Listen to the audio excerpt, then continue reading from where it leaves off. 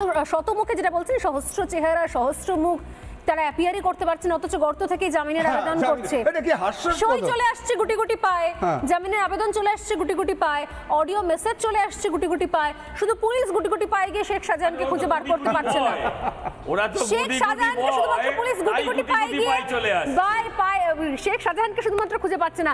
শেখ শাহজাহান মেঘনাদের মতো কোর্টে বলা হয়েছে ওসামা বিন লাদেনের মতো তিনি অডিও মেসেজ পাঠাচ্ছেন, কিন্তু তাকে দেখতে পাবি না, ধরতে পাবি না, তা শুনতে পাবি শুধু।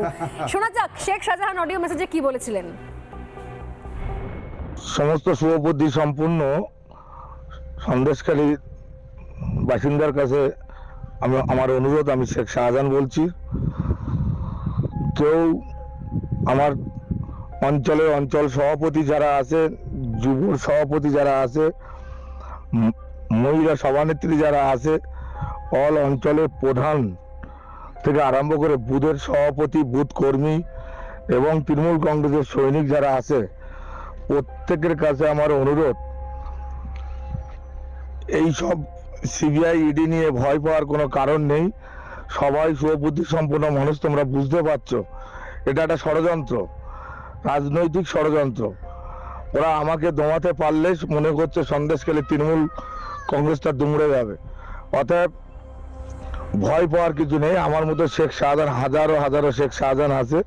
আর তোমরা তৃণমূল কংগ্রেস সৈনিক, যেভাবে মাননীয় মুখ্যমন্ত্রী মমতা বন্দ্যোপাধ্যায় যেভাবে আমার আপনার সবার পরিবারের জন্য করেছে, অর্থাৎ সেই জায়গায় আমরা সবাই মানুষ, আমাদের মৃত্যু যে সত্য এটাকে অস্বীকার করার কোনো জায়গা নেই। ইডি সিবিআই যেটা করছে সেটা সম্পূর্ণ ষড়যন্ত্র, রাজনৈতিক ষড়যন্ত্র। নিশ্চয় সবাই বুঝতে পারছো যে আমি কোনোদিন কোনো অন্যায়ের সঙ্গে যুক্ত নয়, কোনো অপরাধের সঙ্গে যুক্ত নয়। আমাকে যদি কোনো প্রমাণ কেউ করতে পারে যে আমি কোনো অপরাধের সঙ্গে যুক্ত, তাহলে আমি আমার নিজের মুন্ডুটা নিজে কেটে দেবো।